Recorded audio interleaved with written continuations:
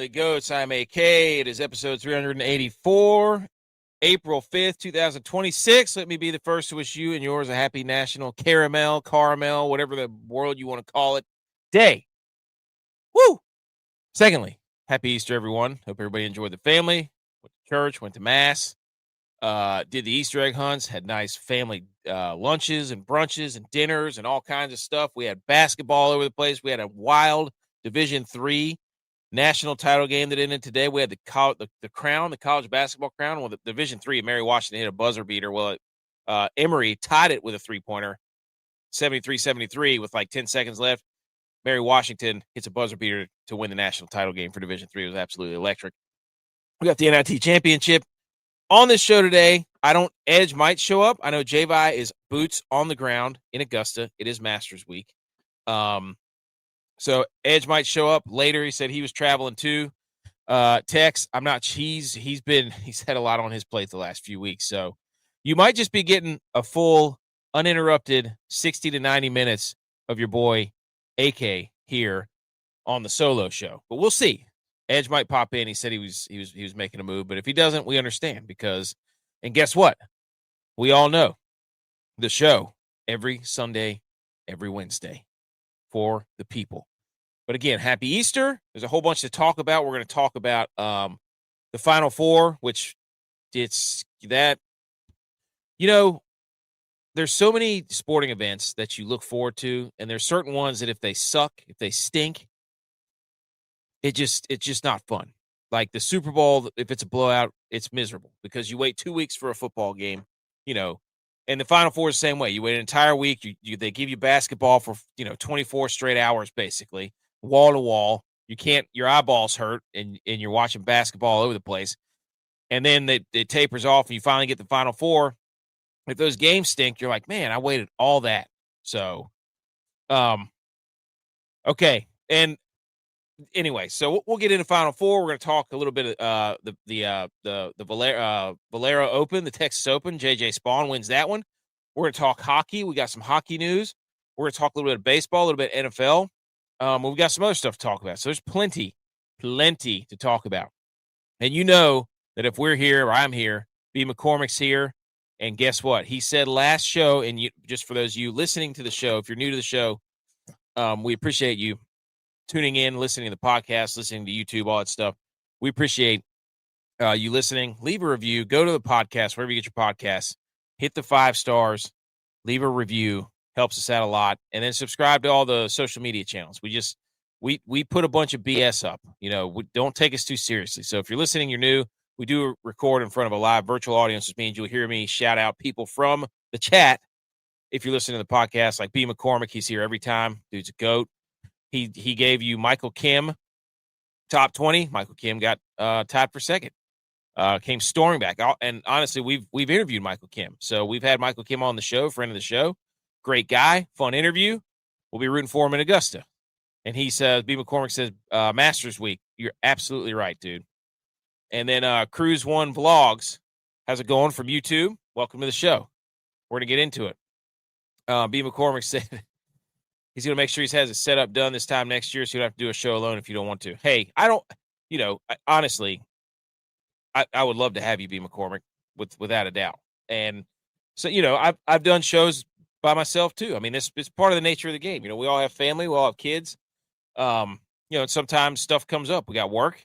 And I've told, we've all talked, and I've told them, I said, look, you can guarantee that I'm a dude that will follow through. And if I say there's going to be if I or we say there's going to be a show on Sunday or Wednesday, at least 2 shows a week. That's what we do, So BMO's here. Where we dropping, boys? I'm telling you right now, Call of Duty's hot. It's hot. Okay. Happy Easter. By the way, I didn't eat as much candy as I didn't eat as much candy, but holy smokes, my stuff from Easter lunch today. But I did not eat as much candy. And I still stand by what I said on this show. The Cadbury Robin eggs, the chocolate or the candy-coated chocolate Robin eggs from Cadbury, they are the top tier Easter candy. Starburst jelly beans are right there too. The Reese's are right there. Those are top 3, and it's not even a comparison. But I'm telling you right now, if you don't, I couldn't even find those Cadbury. I went into Harris Teeter because stuffing Easter baskets and stuffing Easter eggs for, I don't know, 3 weeks. By the way, Easter egg is one of the most elite, Easter egg hunt is one of the most elite holiday traditions there is. I love doing that. I will stuff Easter eggs and hide them any day, all day. But I went to go look at Harris Teeter to see if they had the Cadbury Robin eggs because I was gonna squirrel away a few for your boy so I could pop them in, and I couldn't find them. I was walking around the store. They have a whole section, a row of Easter candy. Then they've got the Peeps, and they've got the Reese's eggs, and they've got jelly beans galore. And I'm sitting there walking the aisle, and I'm like, where's the Cadbury Robin eggs? Nowhere to be found. I leave. I do a lap. I come back, and there's 2 bags sitting on the shelf in an empty spot. It was like the Easter Bunny hopped in there and knew that I needed those. And I bought them both because actually I bought one because I was like, if I buy them both, I'm going to eat them both. But I bought 1 bag. So anyways, okay, let's get to it. Let's get into it. I've been rambling for 7 minutes. We haven't covered anything, but welcome to the show. And welcome to Howdy Hats, howdy at howdy.hats.enc on Instagram. I'm currently wearing a hat that is made by at howdy.hats.enc. It's beautiful. We have rope hats. We have somebody is yeah, boy. It is here, and it's been 8 minutes, and I haven't gotten to any of the slides. Are you surprised? No. I was just looking at the clock, and I'm like, holy cow, it's almost 10 minutes in. I've talked about nothing but Cadbury. What did you go on a rant on? The robin eggs. Oh. The Easter egg hunts and I was just saying that the Easter egg hunt is one of the more underrated holiday traditions in holiday power rankings. Yeah, I love Easter egg hunts. I would agree with that. Dude, I'm gonna say something too. Like, go ahead, say it with your chest. My dad, old granddaddy, like hiding eggs and stuff. Dude, he's intense. Like, better be. I was like, Pops, like, these kids aren't trained snipers. What are we doing here? Like, I mean, he's literally burying the eggs in like flower beds and stuff to where like you can't even see it. He put one up a rain gutter, like downspout, and put a rock inside of it so the egg wouldn't roll out. And I'm like, dude, you're elbow deep in that thing right now. What are you doing? Hey, you better earn it. You better earn seriously. It. Hey, what about this though? What if I came up with an idea? I was talking to my wife about this on the way back. I was like, I love doing these, and as your kids get older, candy's awesome, right? But there comes a point where you flip the switch where it's like, how do we keep the tradition alive? And I thought, okay, you still hide the eggs, but you put points in each one of the eggs, and the person with the most points gets to pick one of their. So you have just like a collection of prizes. Yeah. And if you're an older kid, you can go, and if you get the most eggs and you get the most points, you get to tally them up at the end. And guess what? You get to pick your prize, whatever you want to call it, tier, whatever tier you get. You get the most, you get the highest prize tier. You get to pick whatever. See, this is the thing though, is like my kids right now, like they'll eat the candy, of course, but it's all about competition. I mean, my daughter's 5 and my son is 7, and like they're having like fisticuffs to get the eggs. Yeah. And I'm like, maybe we're a little too aggressive athletically, but is that possible? I don't think so. I don't think so either. Hey. So I was just let it eat. See if they got that dog in them, That's what I'm saying. See if they got that hunt in them. Hey, somebody else is going to get the egg regardless, right? That's right. Might as well get the egg. Did you have a good Easter though? Yeah, it was good. Good. Yeah. Savage grandparents, so I mean, just straight savage with the egg hunting. I mean, but you're gonna do the same thing. Oh, absolutely. Hey, dude, I'm gonna get like, I don't know what I'm gonna do. I'm gonna get like camouflage eggs. Like, you're not gonna be like, you better bring it if you're coming. You better. I will say I learned a trick. Like, I think we did 2 or 3 egg hunts now. I can't remember, but like went over to my wife's parents. I forgot to count the eggs. So I was just tossing them, like just sending them. And wifey gets back. She's like, "How many were there?" And I'm like, "I don't know. How many did y'all open?" She's like, "What are you talking about? You didn't count them?" I was like, "You opened the bag. Like, how many's in the bag? I put out 3 bags. Just do simple math." Old Does she know granddaddy the over answer? there. Granddaddy's over there with a Sharpie, like egg number 1, egg number 2. And I'm like, "Why are you doing this?" He goes, "Well, you line up the eggs and which one's missing, you know where you're at." I'm like, "How do you know where number 5's at?" He goes, "I started right here. I walked all the way around and I did it in this pattern." I'm like, Holy "Dude, smokes, you dude. were truly a What? gangster right now." Like, Yeah, not that only are you burying these eggs and putting them up downspouts and gutters and stuff, but you got them numbered and you know what quadrant they were in. Good gracious. dude, unbelievable. Holy I mean, smokes. Tulsa has come all the way back. They were down by like 18. Holy moly. You bet Tulsa in the NIT championship. What a shot, dude. This is crazy. But yeah, that's wild, dude. That is like my wife asked me the same, how many you put out? Like I just gave up. I was like, I know we got 200 total. I have no idea how many I counted them whenever I was stuffing them all. But then I started tossing them out. I have no idea how many I put out. I don't know. yeah. All right. Speaking of happy Easter, now it's a happy anniversary time. Edge. Mm-hmm. 20 years ago. One of the greatest internet things in the world. 20 years ago, a dude screamed his own name into a microphone and ruined everything for a World of Warcraft group. A group of players online and playing World of Warcraft spent several minutes and several hours and however long it took him to get to this point to go in and try to win a game and win a battle in World of Warcraft. And a guy named Leroy Jenkins just screamed his name. Leroy Jenkins. Leroy Jenkins. Like he spent weeks and months collaborating with these people probably to get to this point, and then he went and screwed it up by screaming Leroy Jenkins and running into battle and getting everybody killed. It was incredible. Happy anniversary to Leroy Jenkins. I think it was like a day or two ago, but I was not about to let this show go on and not know that we know everybody knows Leroy Jenkins. Oh, I gotta send you something too. I meant to send you. Go ahead though. Leroy Jenkins, happy anniversary. Also, another weekend update. The kids and I, we went to see the new Mario Galaxy movie, Super Mario Brothers Galaxy. Legit, dude. I immediately wanted to break out the old Switch and hammer down. Did you go see it? Well, we didn't go nowhere. We got BMO's okay, yeah, I got VC you. box. But you saw it. You watched it. Yeah. Okay. Dude, I've seen on the internet, if you're on the internet, you see mixed reviews. You see all these reviews of like, oh, I didn't get this on Rotten Tomatoes, but it's grossed 372 million globally in its first 5 days. The production budget was 110 million. And everybody's saying the storyline stinks. Hey, let me tell you something. I don't go in there expecting Mario and Bowser and Luigi and a made up dinosaur that poops eggs to make me think deeply about my life. You know what I want? Agree. I want you to show me all the cool stuff, all the battles, all the power ups, Bowser, the songs, all this stuff.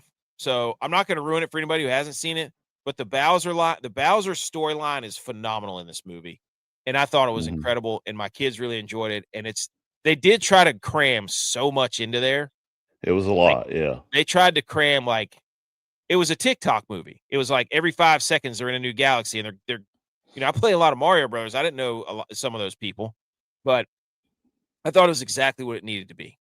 In my opinion. Yeah, I thought it was good too. So I don't need it to be some deep storyline, and it looks like they're going to keep going. I hope they do, but the Bowser storyline was incredible. So, but yeah, it was like cameos. It was like the Happy Gilmore 2 movie, just cameo. But if you're going into a Mario Brothers movie about a video game and you think you need to be saved or whatever, you're good luck. I can't help you there. Yeah. So, awesome movie. Man, the setup I got is screwing me up right now because I just literally walked in and jumped on, and I still got the TV set up from Xbox, so I feel like I'm looking up to the sky for everything, from playing the old COD game and stuff. Hey, it's throwing me off. COD's hot right now, though.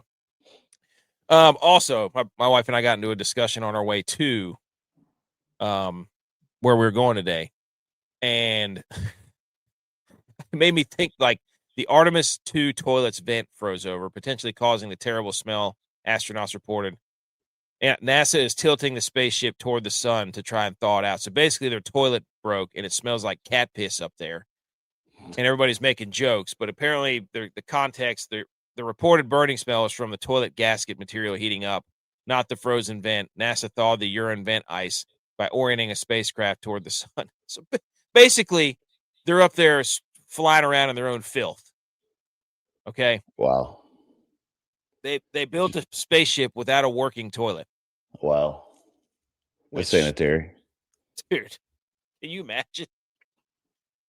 How's Dan Hurley supposed to drink his piss? Secondly, that's not even the reason I brought that up, but I just thought the Artemis 2 was it was funny. My wife, like, we were on our way, and there was like 20 minutes to go, and I had okay, this was stupid on my part. Let's break it down. I had had a liquid death that I had left in the refrigerator from the night before. I crushed that, and then I had a giant cup of like half calf coffee that was like 16 ounces. And then I had another liquid death, and then I had a bottle of water. And so this was only like a 2-hour trip.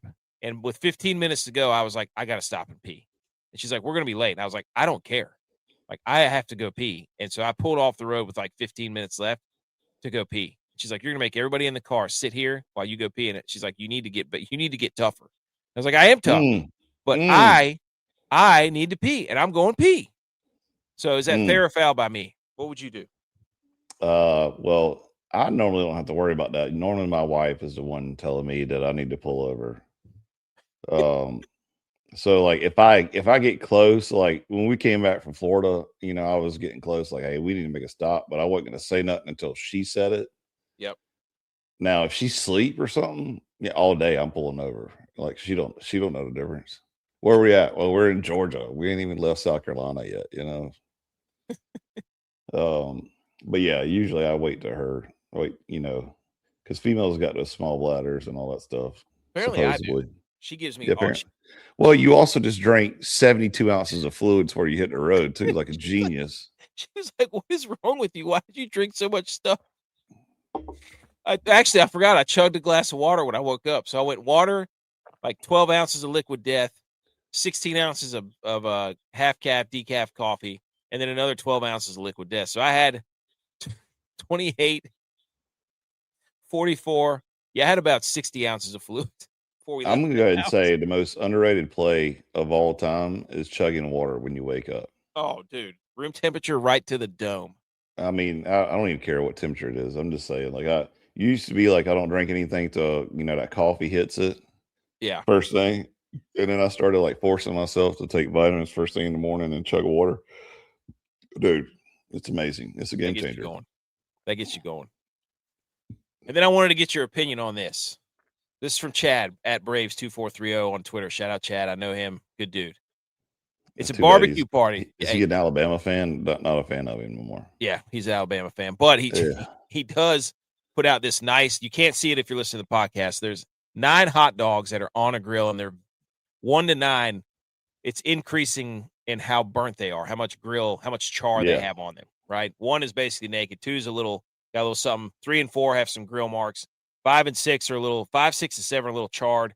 8 and 9 are basically like, they look like a cigar. They put it in the charcoal. Yeah, it is charcoal, actually. Yeah. I'm going to go with, your boy's going to go with number 7 or 8. I love. Really? Oh, I love a crispy dog, dude. I love a crispy dog. Yes. I would go 5 or 6. Yeah. I can't eat it. It's completely charred, like you shoved it into charcoal and forgot about it. No, dude. My kids, on the other hand, though, like my son he would go 8 for sure. Like he wants his hot dogs and sausage like that. 8? Yeah. My kid won't touch it if it has 3, or 2. Yeah. Like it has to have very little grill mark on it. Yeah. See, B. McCormick, he said 7. Keep it moving, said 6. 6 is good. 6, 7. There you go. 6'7". There you Hey, go. 6'7", that's a good range. I like those too, but 7 or 8 is where I'd fall. And I made the mistake of watching the video of how hot dogs and pepperoni is made. Can't eat either one anymore. Can't do it. Don't do it. Yeah. It ruined it. I'm not. Ugh. I don't know what hippies decide to make that, but they should be banned from all television because they just ruined a hot dog at the turn, you know. Well, it's the same thing whenever you watch like or you know, if like I went to my graduate degree, the doctorate degrees in Wingate, North Carolina, and there's chicken factories down there, buddy. And you're like, what's that smell in the dead of summer? Yeah. And that's the chicken factory. Rotten chickens. You're like, what in the world? How are they making that edible? Where does that smell come from? Is that what we're eating? So I can't even eat Tyson chicken no more just because of that video too. So Tyson and Purdue. Ugh. I'll send it to you after the show. You wouldn't eat it again. Nope. I don't want it. Nope. I immediately went to the freezer and got 2 bags of Tyson chicken nuggets out of the freezer and threw them in the trash. I was like, we're not eating this ever again. So what do you do? Just try to find something else. I mean, I don't know. Not Tyson. I could promise you that.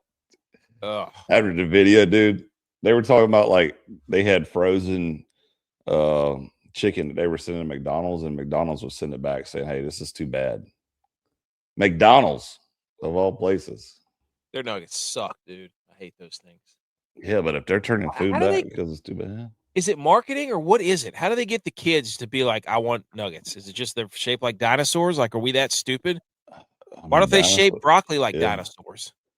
Or carrots like dinosaurs? Carrots is disgusting. What? Get out of here, dude. Yeah. What are you, a Carrots rabbit? and hummus? Elite snack. Elite snack. All right, let's talk about this basketball tournament here for a minute. Now that we've discussed hot dogs and pissing. Which one? Women's or men's? Man, well, I got this stuff from the women's too because that was hilarious. Everybody shh.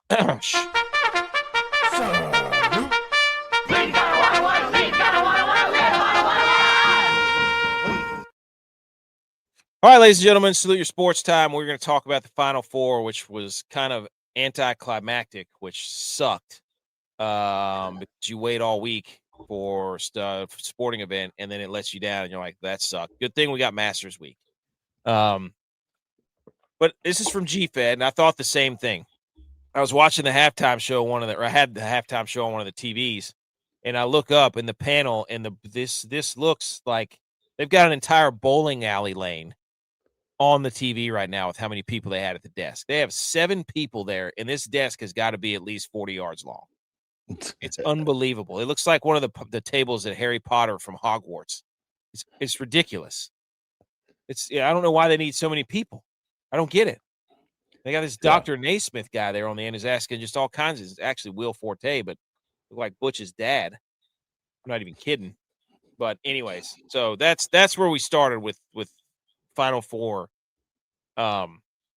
analysis. However, the first game, Edge, UConn does it again, the 2 seed. They beat Illinois, the 3 seed, 71-62. They kind of pulled away late. Illinois got it close late. It was a text just said something. I was like, who said they were packing? What's he packing for? I don't even know what Tex is doing. But UConn, they win. I wrote down some stuff from the UConn game. They had 12 threes, which is a record for UConn in that game.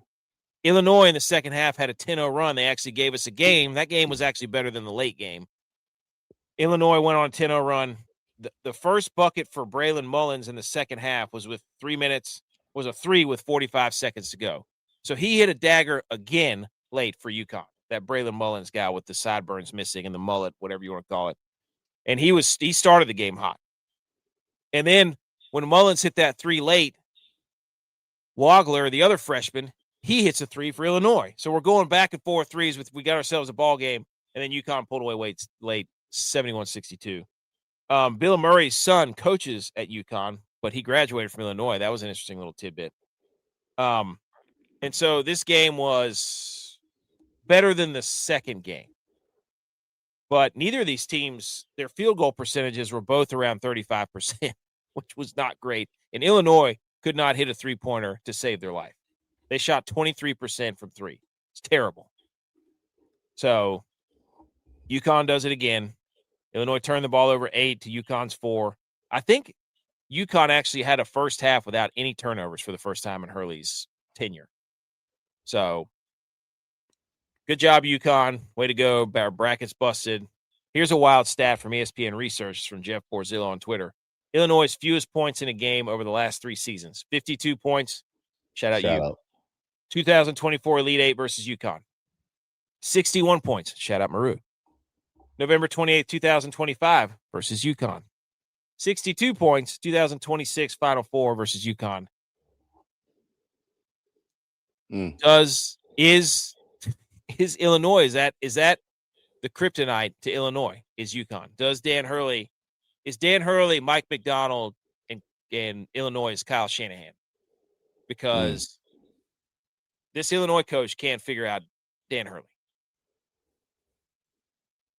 If we were to football your basketball, that would be the question I would ask. Also, Dan Hurley, only coach left who's bald, and everybody else has really nice hair. Dusty May, the coach from Michigan, the coach from Arizona has nice hair. The coach from Illinois has nice hair, and then there's bald guy Dan Hurley. So that's just wild.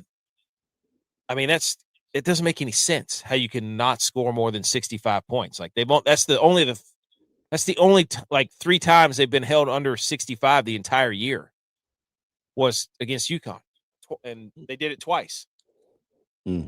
Crazy. Highest win percentage by a head coach in the NCAA tournament, minimum 20 games. It's John Wooden, 825, and then it's Dan Hurley at 800 or 80%, however you want to say that, 20-5. That's pretty crazy, dude. Pretty crazy. And Krzyzewski, Roy Williams, Billy Donovan are all on there. Dan Hurley is the cover guy, right? 10-0 against the spread in the Sweet 16 or later in the tournament for March Madness. 17-1 against the spread in his last 18 tournament games. And then actually make that 11-0 and 18-1 because this was before the tip-off against Illinois. Shout out to that guy right there. Dude, how does he – you wonder, how people, they keep winning like that. It's just crazy that you can get your guys to do that repeatedly. Yeah. So, and then the late game was just not any fun to watch at all. Michigan, Michigan's running the world around. They got basketball. They got the Frozen Four. They beat Arizona 91-73, and at one point they were up by 30 points. It was bad. Jeez. It was bad. They're the first team in NCAA tournament history to score 90 points or more in 5 straight games in a single tournament. They did it against Howard, 101. They did it against St. Louis. They did it against Alabama. They did it against Tennessee. They did it against Arizona. That is cooking, man. Absolutely cooking. I think it was Elliot Cadeau who was going berserk in this game. Arizona shot 36%. Michigan shot 48%. Arizona shot 35% from 3. Michigan shot 44% from 3. And you could tell that the guard play from Michigan was way better than Arizona because Elliot Cadeau was so weird, dude. He was 5 of 17, 13 points. And it was like the best game you've ever seen from somebody who did nothing. So it was just nuts. It didn't make any sense. But he was all over the place. He had 4 steals, 10 assists. So, but it was never even close. They were up by 30 at one point. Arizona tried to make a push, but just didn't work. So, shout out Michigan. There you go. Anything else to add on the Final Four games? It's, there's a lot of other shows that are going to give you an in-depth breakdown about basketball. And it's just, I watch the games and actually, what did I write down? I take notes during the games. Let me check my notes here. I just wrote down Michigan guards first half.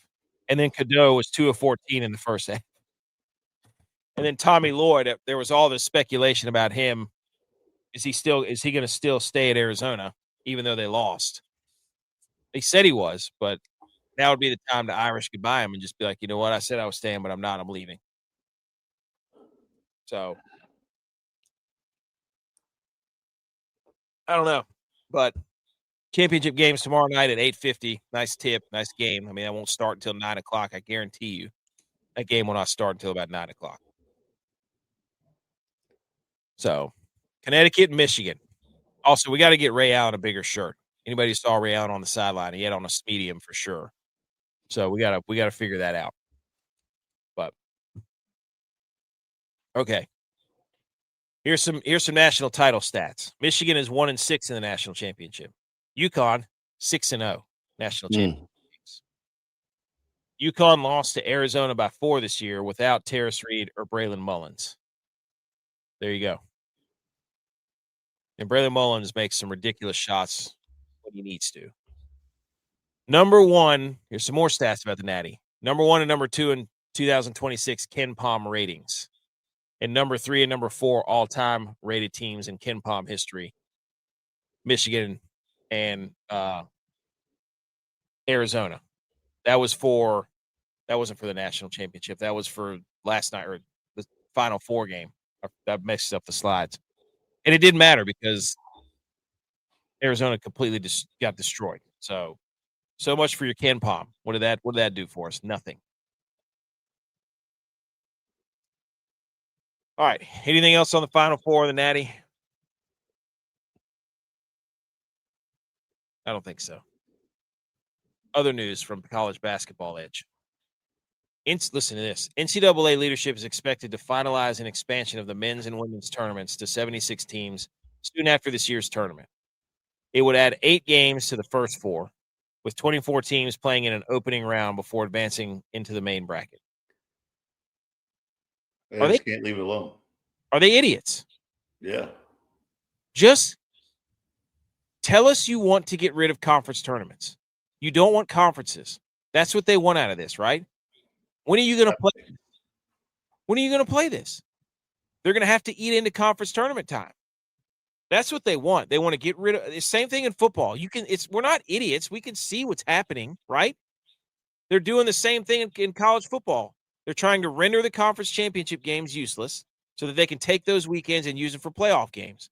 What does it matter if the conference championship games are gone? Oh, it's, hey, you guys wanted more teams. We want more teams. I guess we got to take away conference championships. That's another objective, the only objective point where you can say, hey, we did this and accomplished this. That means we get in. They want that because now they can take that away and say, now we get to determine all the metrics of who gets in. They're trying to slowly get rid of the one thing that they can't influence, which is a conference title and a conference schedule. They don't want it. Are we wrong? Am I wrong? No, that's right. But that is an ass of the games to play, man. When are they going to play them? Yeah, I mean, I get it, but I'm just saying, like, you're talking about playing 76 teams just for one playoff. Holy cow! And what is it going to do? Who's the best team that's ever, like Texas, I guess, was the best team for the first 4 that's ever, they made it all the way to the Sweet 16 or the Elite. I don't know. They made it like 2 or 3 games. What is this going to do? I don't know what is this going to do? Especially for the women's tournament, dude. That's already a blowout city. I mean, What are you going to do with that? So, unless they make it like, I don't want to see 15 and 17 Auburn get in the tournament. If you want to use it for like, a 28 to 30 win MAC team or, and make it more of a mid-major kind of playing way, let them play their way in. I'm fine with that. It's just like my thing about giving the mid-majors their own region. Make it happen. Ain't going to happen, though. SEC will find a way to put more teams in there. You're right. They will. So, I just, as a fan, it's a slap in the face because they're doing this and then blaming us because they said we want more games and we want more expansion. And we said so-and-so, and no, what they're doing is trying to make it that conferences don't really matter. That's what they're. But how many times people said, "Hey, why can't we do playoffs like basketball and leave basketball alone?" But now basketball's changing. And you're like, Yeah, here we go. I mean, I agree. I'm just glad I ain't no SEC teams, both men and women in basketball, that were worth a cuss.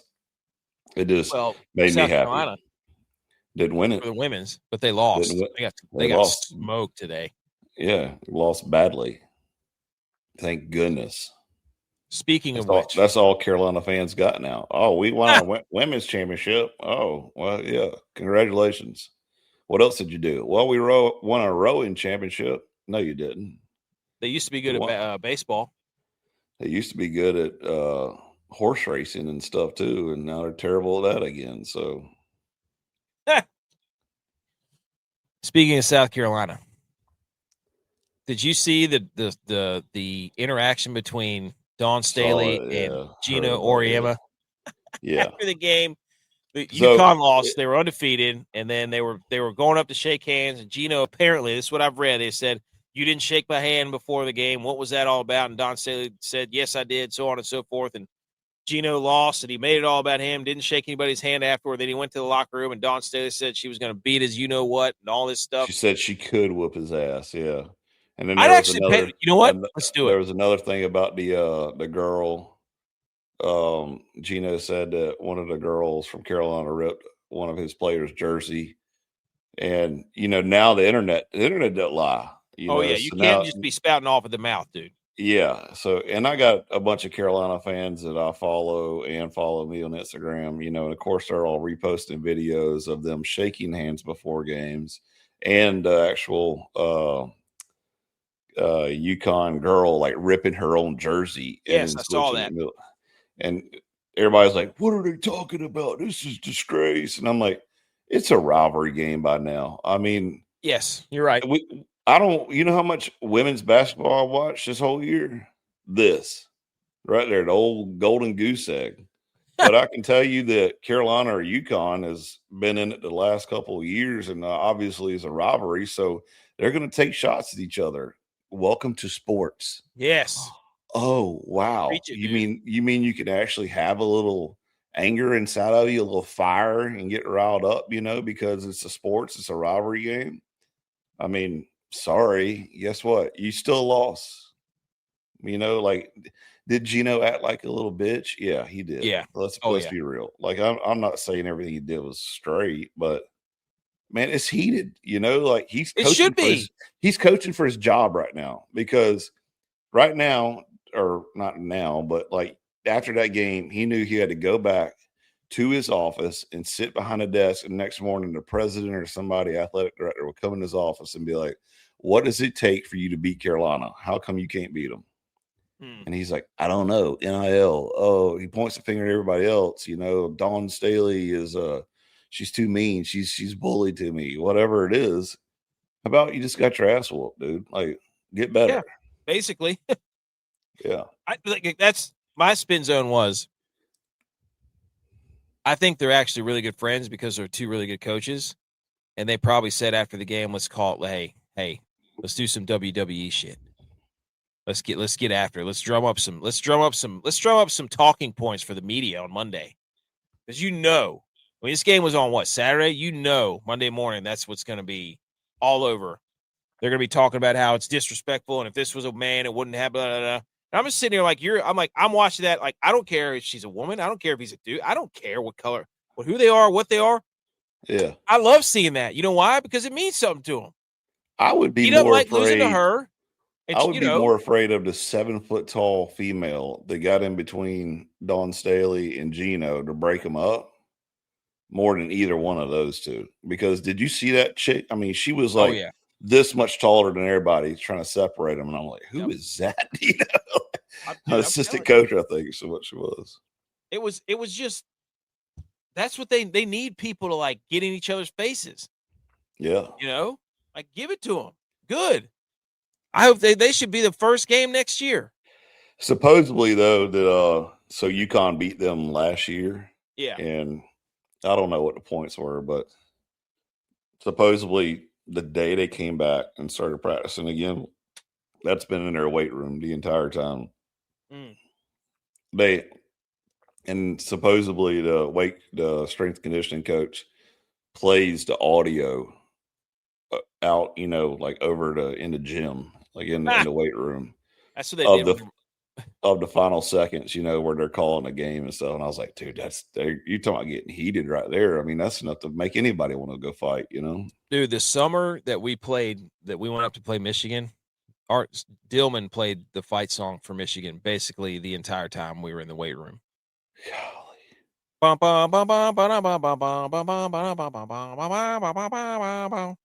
Whatever. What a Whatever great the song. guy. That's what it is.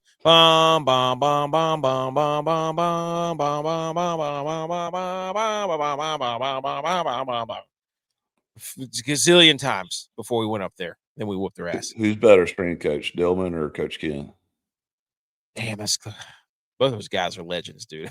I love Kent Legends. though. Legend. Yeah, I love Kent though. But Dillman was just so a character, man. Dillman was a character. Played the Rooster song. Here comes the Rooster. Oh, dude.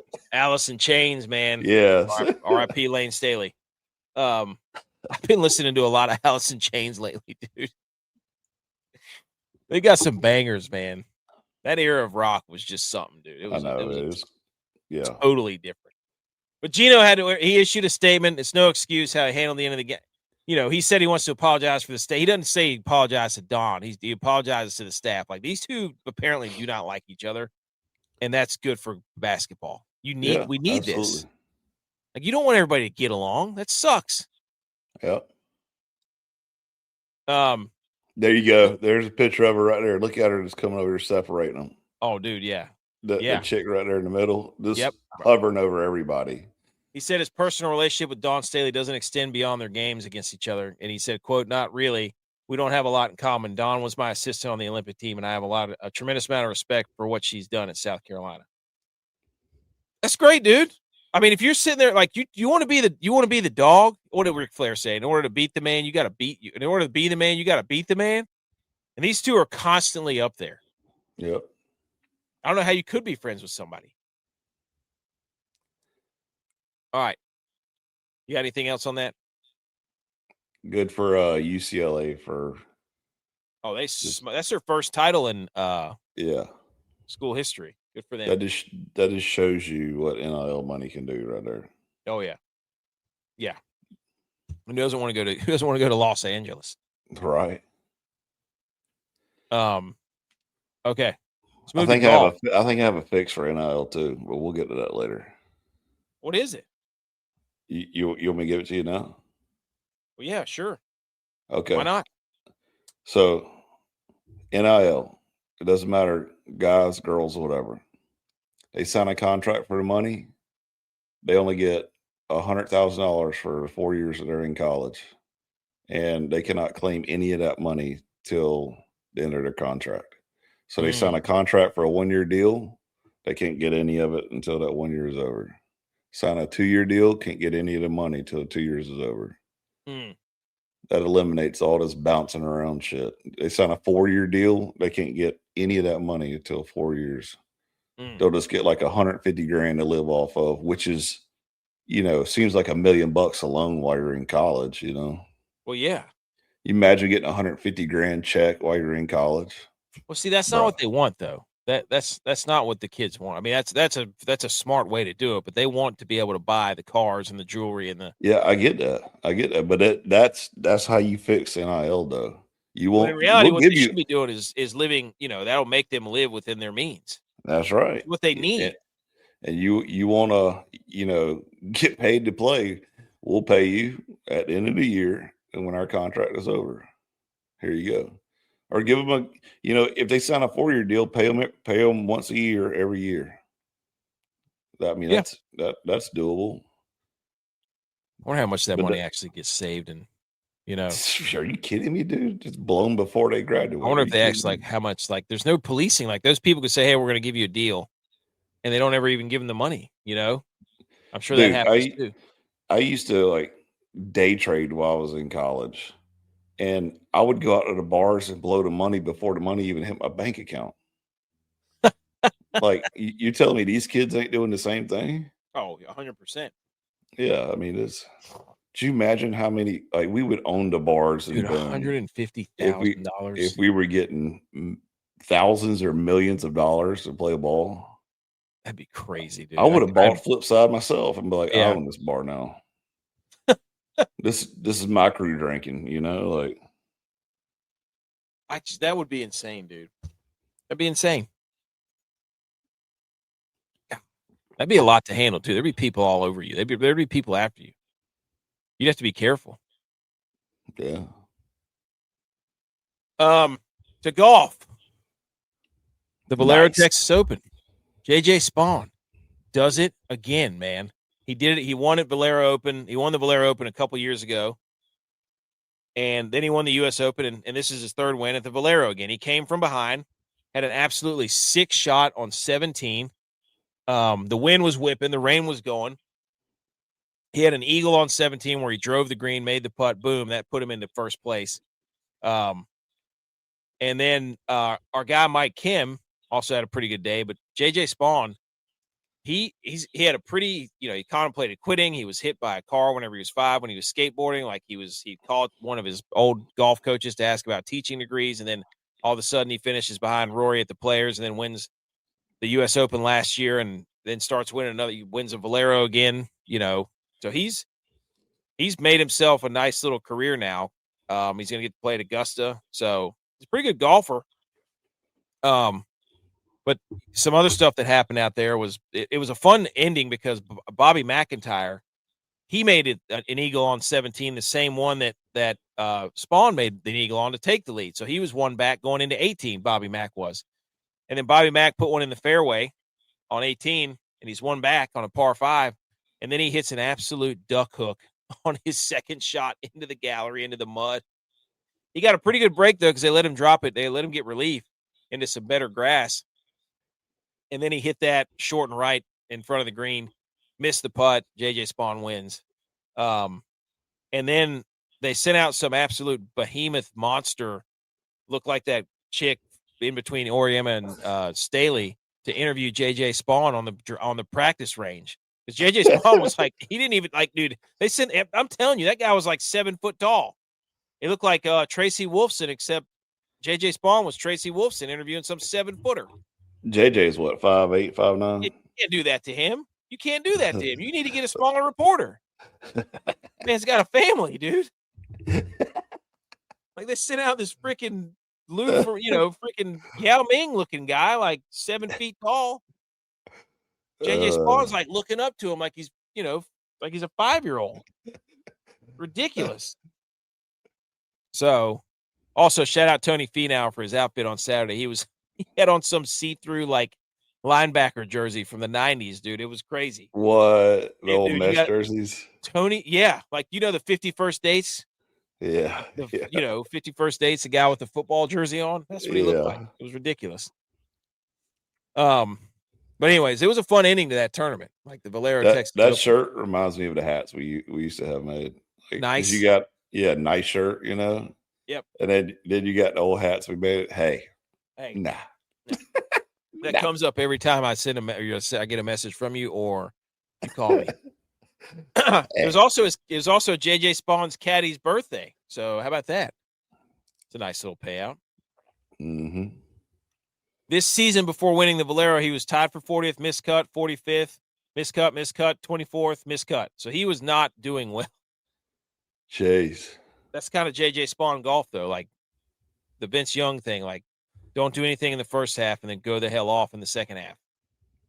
Basically what he did. So he also plays in treacherous conditions pretty well. He won this tournament in the rain. He won the U.S. Open in the rain when he made that putt on 18. That was awesome.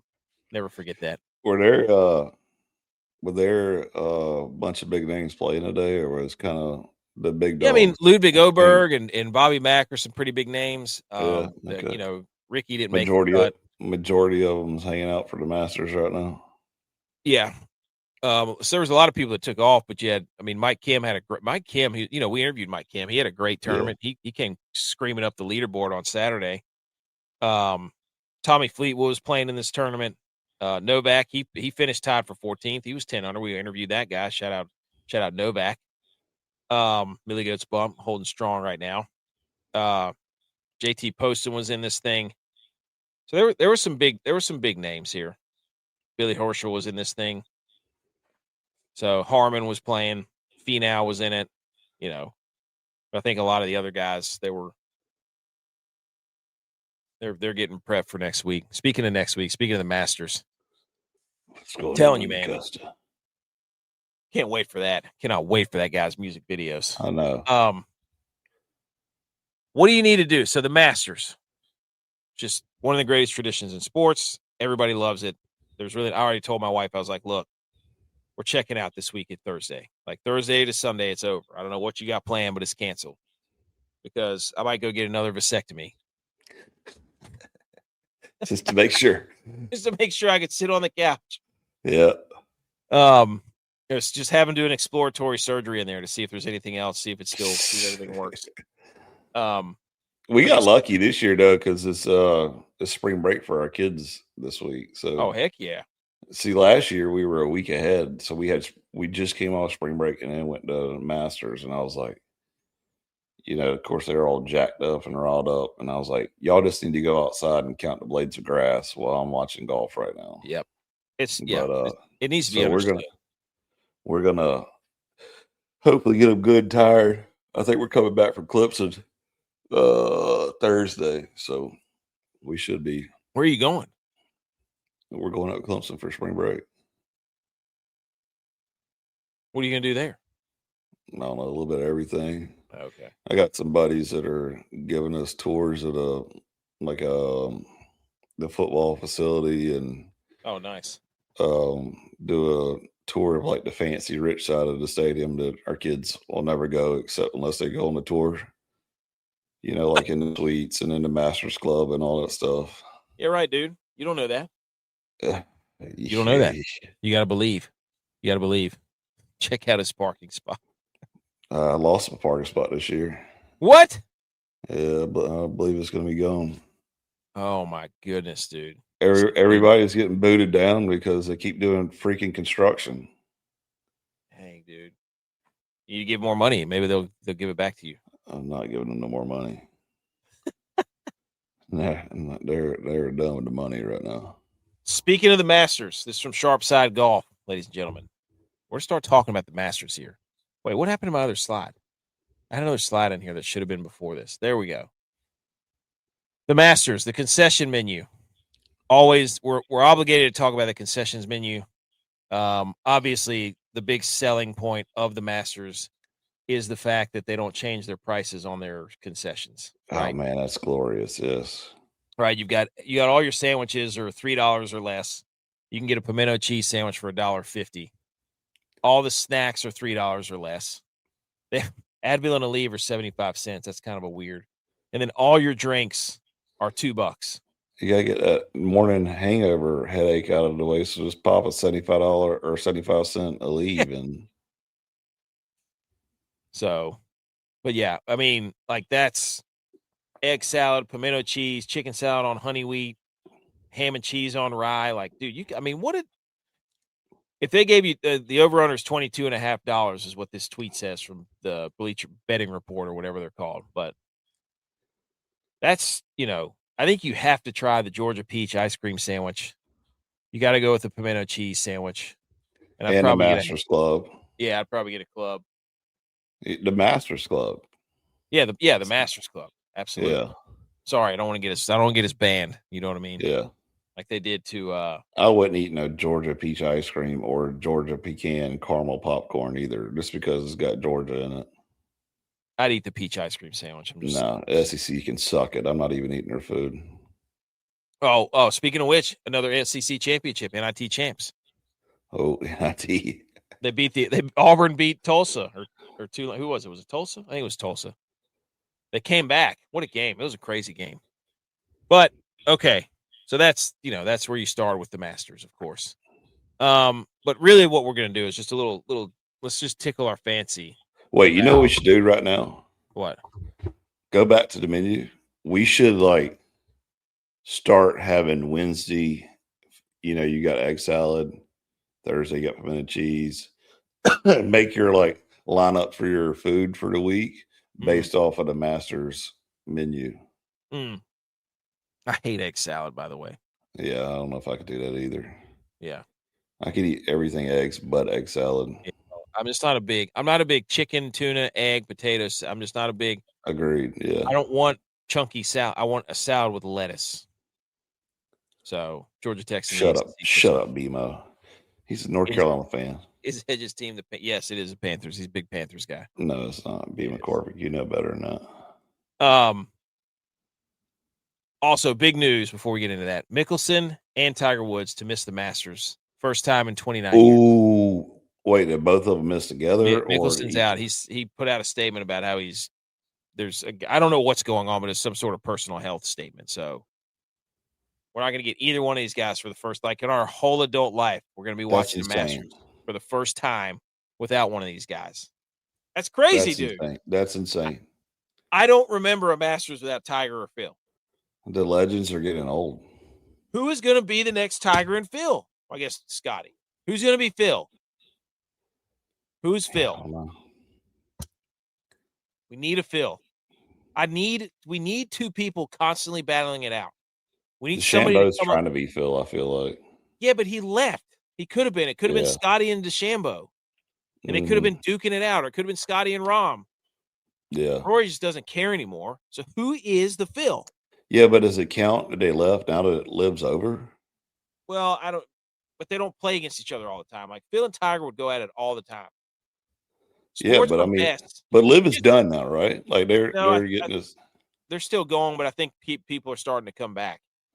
Yeah, see, Liv's about done. Like they ran their course, they ran out of money. We're bombing Iran now. Shit happens.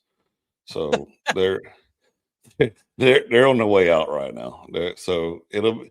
Would you put DeChambeau up there if Liv is over? I would.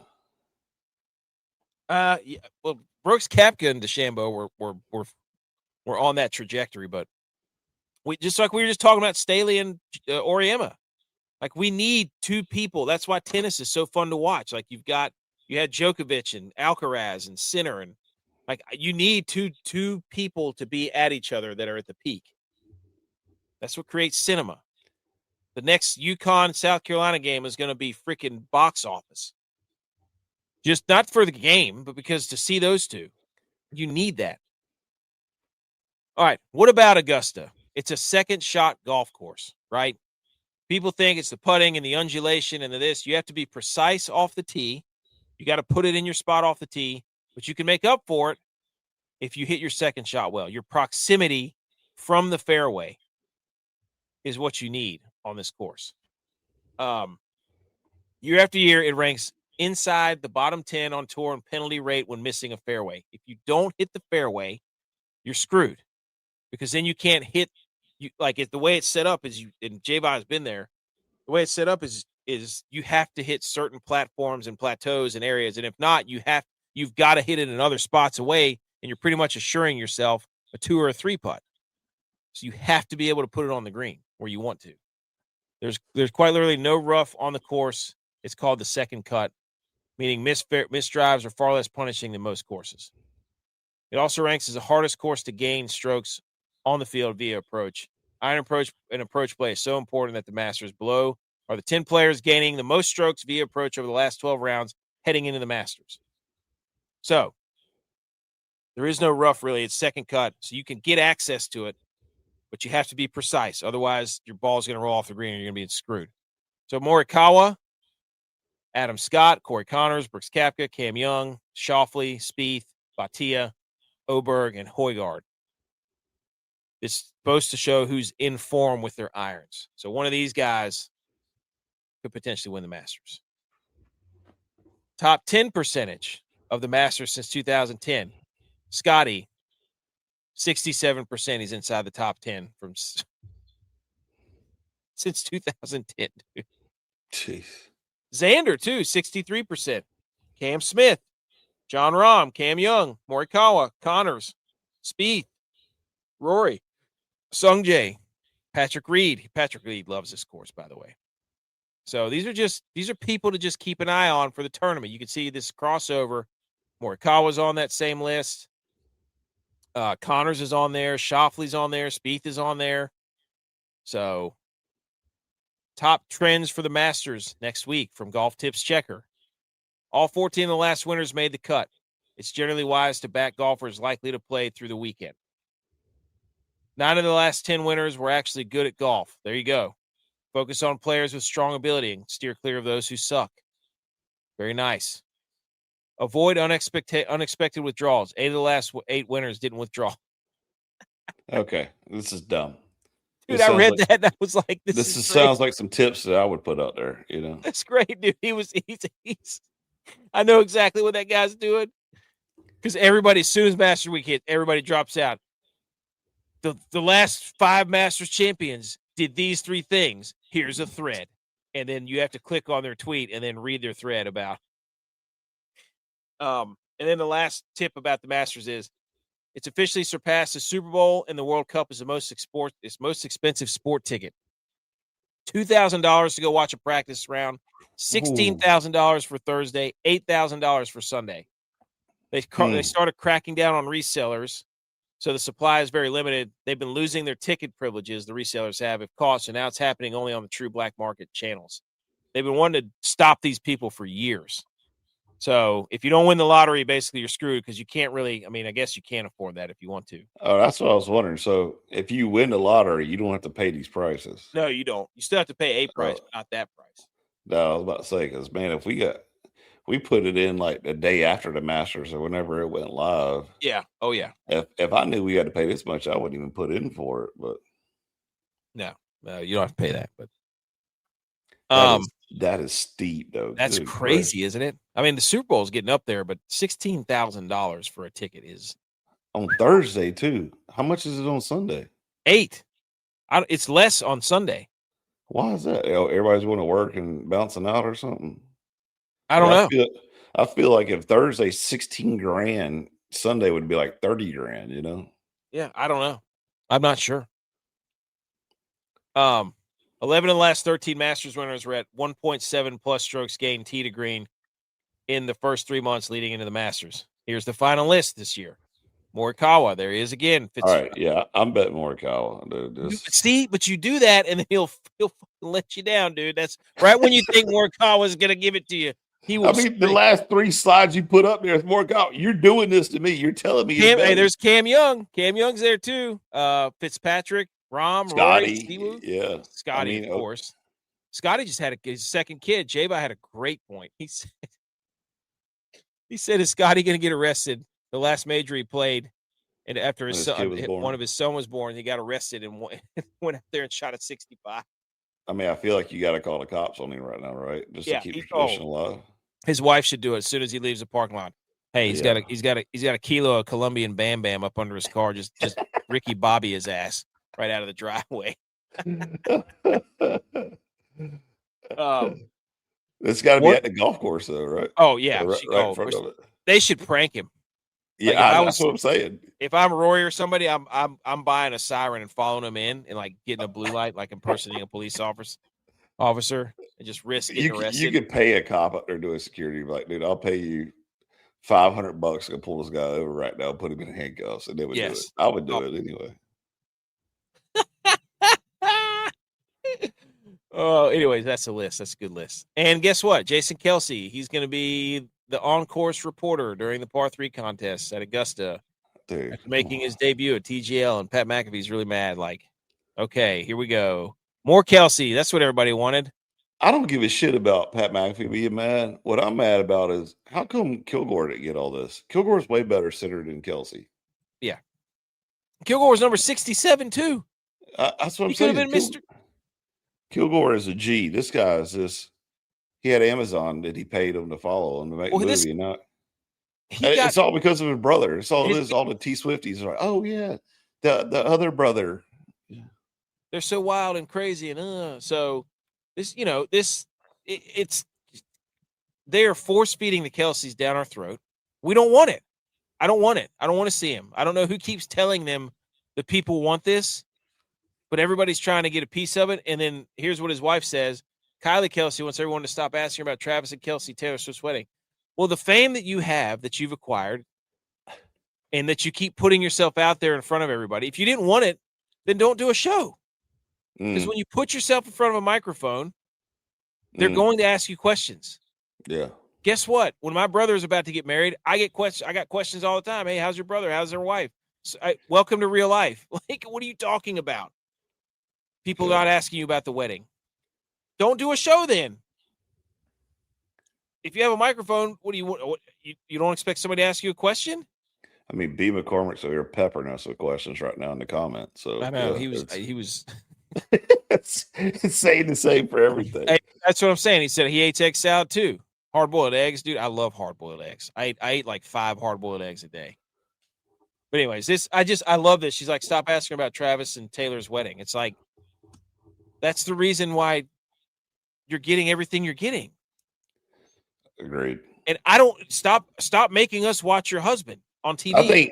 I think he hit timing just right though. Like it was well played by Jason Kelsey that, you know, you win the Super Bowl, you're getting old, you're at a retirement age, you know, you're on top of the world, you get drunk, you show your ass, all the Philly guys love you, you know, and he just hit it at the right timing. That's just 100% what it is. And he's still riding it. I don't know for how much longer he can ride it, or how much longer do they sit there and say, like, this shit's enough. Like, we got 3 kids at the house right now. Like, he's always going on that other stuff. So maybe good for him, but Kilgore's better. I'm just saying. It's not that I don't like him. He seems like a nice guy. He seems genuine. He seems, every time people have interacted with him, they have, it's just, I don't need to see him on every sporting event. Yeah. We need somebody else. Yeah. That's all. I'd watch him break down the offensive line for another team and defensive line for another team, but the Masters, dude, come on. Like, yeah. And by the way, let me see some old OG golfers, you know. Yeah. Give me somebody else. I don't need him like being like, I'm so crazy. Look how crazy I am. I ripped my shirt on the golf course at Augusta. Just relax. We don't need to see it all the time. By the way, another thing for the Masters is you better be playing well. Like, you're not going to have somebody who's not playing well come in here and win this thing. So if you're looking to bet somebody or whatever. Also, NFL. John Daly needs to do the par 3. Heck yeah, dude. Kirk Cousins will sign a 5-year, $172 million deal with the Raiders. It's 1 year, fully guaranteed at $20 million. Also contains a club option for 2 years at $80 million. The Falcons are going to pay some of his salaries, and the Raiders are going to pay the rest of it. They fully guaranteed $10 million roster bonus. And maybe most notably, he gets another new mark. This will be the 11th straight NFL season Cousins contract will be fully guaranteed. Hey, this dude is going to sell so much insurance when he's done. And him and Mendoza look basically exactly alike. Spider-Man. Yes. So they're ripping Mendoza apart right now too. They've signed Cousins right after Mendoza's pro day. Yeah. Everybody went to watch Mendoza, and then they signed Cousins immediately. But for what though? I mean, yeah, he had a couple bad throws, but I mean, dude, come on. Like, we said it before, everybody's preached it. And the NFL doesn't develop quarterbacks, but Mendoza, I feel like, would actually be confident in the pocket to make a decision. Right now, everybody's like, this is the play that was called. I must go to this guy. This guy's got to be open. He's not open. And now all of a sudden he just shits the bed, you know? Oh, yeah. I mean, I agree. Kirk Cousins, though, I mean, good for him. 172 mil, and he's dude, how do you think Tom Brady had a hand in this or what? That's a good question. You're telling me the Raiders went up there and like had a board meeting, and Tom Brady sitting in there is like, yeah, we think we're going to sign Kirk Cousins for 5-year, 172 mil. And you don't think Tom Brady is like, what the actual hell did you just say? Well, he just passed Tom Brady on career earnings. Kirk Cousins. Now. But look how many times Tom Brady gave money back, supposedly, so he could get a better team. Yeah, that's like the anti-Tom Brady move. Right. Huh. Wow. Kirk Cousins, dude. What? What are we doing? I mean, he's the one that started this fully guaranteed hype train for all the other players. He's So like the godfather.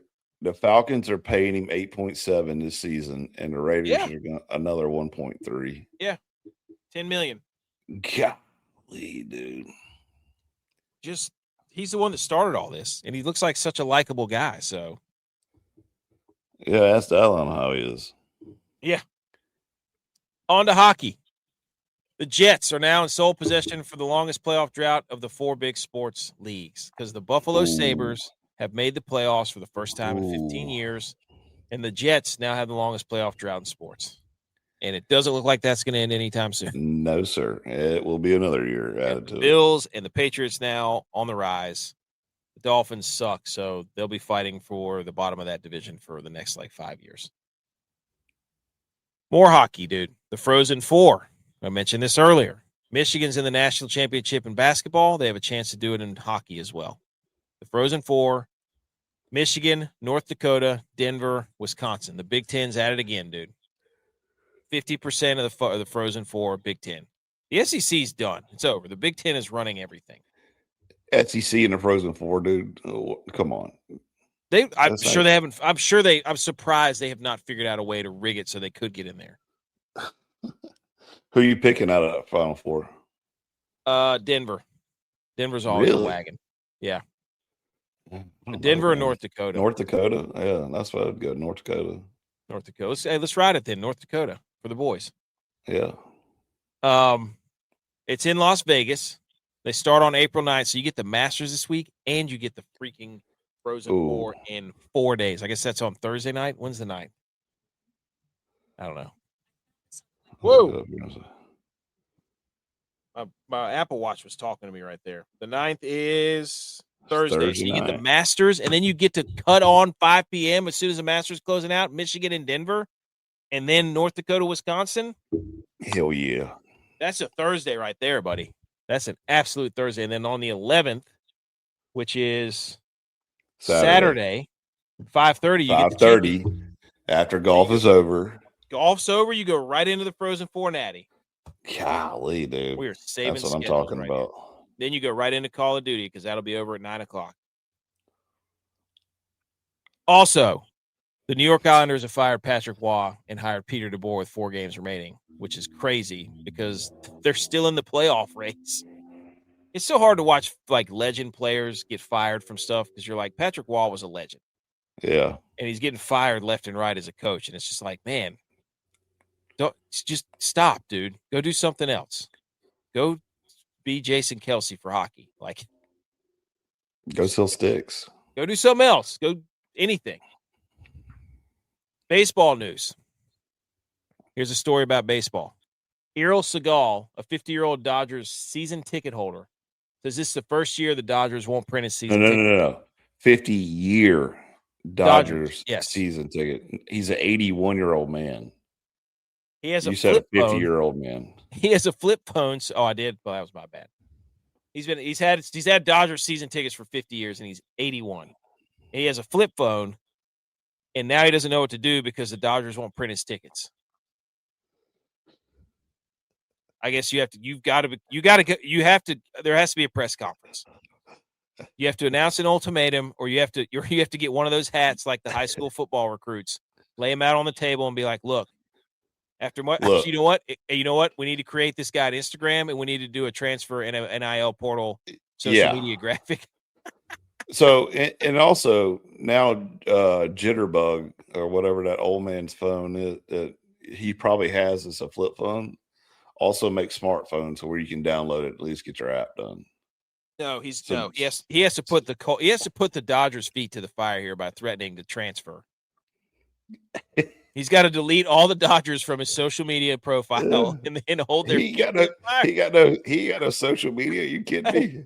You know what he's got to do? He's got to get into a computer, go to Circuit City, get on a computer or Best Buy, create a Facebook account, create an Instagram account, put the Dodgers in your account, have it for a day, and then delete them the next day. He's still riding around looking for a Blockbuster to turn his VCR tape back in. Hey, we just solved your problem, Segal. Okay? We solved your problem right there. That's how you get things done nowadays. You delete stuff from your profile. Stop wasting time. Also, the Colorado Rockies have unveiled a 2-foot-long hot dog called the Glizilla. Would you eat a 2-foot-long hot dog, dude? No, dude. Ugh. I almost threw it in my mouth just now. That's got mac and cheese on it or something. Yeah.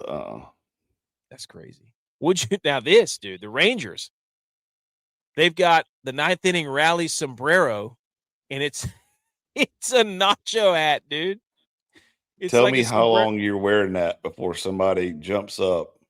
Like, think about somebody steps up the plate, hits a dinger, the guy behind you jumping up, and he hits your sombrero off your Doritos, and all the other crap goes all over the people in front of you. This is a disaster. Like this is going to waste so much money. This thing's probably $35, $34. No doubt about it. And you're just going to have people eating and dipping whatever they want into the your. guys behind you are so excited because they are raiding that sombrero. They're going to be spitting in your guac and just dumping beer in there. Be like, hey, watch this. I spit in it and I dump my beer. Like this is going to get. There's going to be a super spreading disease at one of these games. Ninth inning, you already got a little buzz too, from drinking some cold beers, and you're telling me a guy sits in front of me with a sombrero with nachos and queso and everything else. I'm sprinkling Grizzly on it. Like I'm snapping open one of my Zen pouches and just get him high as hell. Like I would absolutely buy one of these though. You would. 100%. And then more softball news. Kent State's football team, this video is awesome. Legend, dude. Showed up to the softball team's game in full pads after practice. They went straight from practice. You can see the field in the background to the softball game. And I think they ended up rallying and winning the game. It was freaking phenomenal. Yeah. Dude, they had the stadium like bleachers shaking because they were jumping up and down, and some chick stepped up and hit a dinger. Yeah, they did good. Freaking phenomenal, dude. However, though, how gay is it? They showed up at a softball game still wearing helmets. I mean, I'm good like walking from practice full pads, but no, you had to go full. If you're gonna have the shoulder pads on, you got to be full. You got to be geared up. Come on, dude. Look at all those Guardian caps. But the Guardian caps, that's garbage. That's stupid. Oh, I wouldn't wear it. No, I wouldn't wear the Guardian cap. Absolutely not. I wouldn't wear the helmet either. Like the research doesn't support it. I've put research articles on people's timelines who keep saying they care about their health. They don't work. They don't work. I'm just saying, you don't go to a softball game wearing a football helmet. That's dumb. You don't go to you can wear your football helmet. You got to take the Guardian cap off. Take it off. You got to show that you're a man. Take it off. All right. I got some hang the banners, then we'll be out of here. Whoops, I hit the wrong button.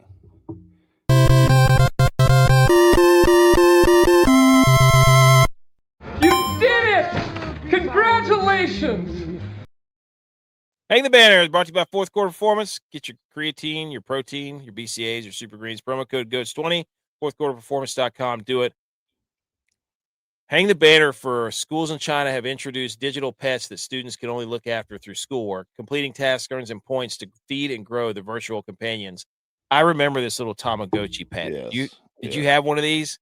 No, but I remember it. Yeah. You could you hook it to your book, like your book bag, and then you feed it stuff and it grows. It's crazy. I remember that thing. Hang the Banner for bringing it back. Every time's a flat circle, dude. They think that they're being creative. This was when we were kids. Also, hang the banner for the chess grandmaster, Magnus Carlsen. He accepts a selfie with his opponent before reporting her for having a phone. Dang. They sat down and she was like, hey, can I take a picture with us? Now, I don't know if this is staged or not. And then he immediately says, he calls an official over and then reports her for having a selfie. She got kicked out and lost or what? I don't know. What happens when you report a cell phone when playing chess? Sponsored by ChatGPT. Yes, generally results in a strict penalty for the opponent, often an immediate forfeit of the game under FIDE rules if it rings in the playing area. Oh, if it rings, though. Yeah. So he's just being a douche canoe. Bringing a phone into the playing venue is strictly forbidden. If it rings, the player loses the game. Under U.S. for the first offense or an audible device, often results in a penalty of 10 minutes or half the remaining time. Dude, like this chick could get kicked out and banned and expelled. Yeah. He was like, She's like, "Oh, this is great. I get to finally meet you." And then he's like, "Yeah, but I'm about to wreck your entire career. Good luck playing chess ever again." Thanks for showing up. Wow. Hey, he's a dog though. That's why he's the grandmaster. All right, I got one since you skipped me. Oh, dude. And you didn't put the slide in.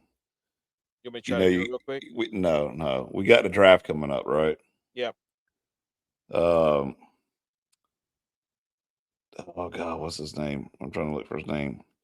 I'm gonna totally butcher his name, but you are Bernard. Oh yeah. Yeah. Uar. There you go. 6'4", 306 pounds, 11-inch hands, 36-inch arm He is span. an absolute specimen. Dude, this dude is 306 pounds with 6% body fat. Yeah. Like absolute freak of nature, and jumped did the vertical jump and hit the entire freaking span of the the little slap things. And also ran a 4.63. Holy cow, dude. Like, where was this guy at? And what team is about to sell everything they own to try to get him on right now? There he is. Got it. See, took me 5 seconds. There you go. Shout out Juke on Instagram. But dude, this guy, I mean, where is this guy? Where did he come from? He was I'd never heard of him until 2 days ago. He's from a small village in Nigeria, 6'4". Nigeria, yeah. Dude. Played at a historically black college somewhere, and literally shows up to the draft and is like, I think I got a chance. And everybody was like, who is this guy?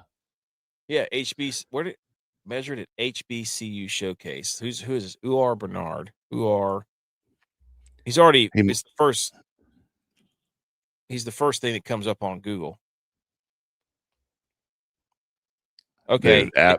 Defensive tackle. Oh my god. They're saying he's the NFL's Wemby. He's from a small Nigerian village. He's never played football. I don't care. Yeah.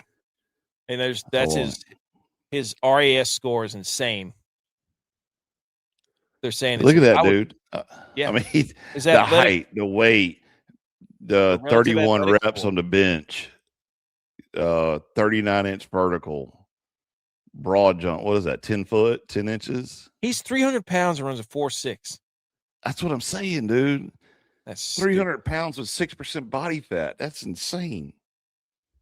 That is stupid. What team is going to their room right now and they're saying, who can we get the hell out of here so we can get this guy? Yeah. Because right now Vegas is like, damn, we just signed Kirk Cousins. Yeah. I can't wait for this guy to come up on the draft ticker. Oh, dude, he's gonna absolutely body everybody. Mel Kiper is just gonna slam a pumpkin pile right in his crotch whenever this guy gets drafted. They're not gonna have any film on him. They don't have any film on this guy. Like, what are they gonna do? It's gonna be awesome. They're probably just gonna show his draft highlights. Are we getting deep faked right here? No. Are we getting deep faked? Is this a joke? No way, dude. It's not a joke. When did this come out? I don't know, but he's a freaking freak show. I think yesterday. I sent it to you. I was going to say, if it was on April 1st, we're screwed. It's over. We got to check the date. All right. That was fun, dude. Episode 300 and what was that? 84? 84.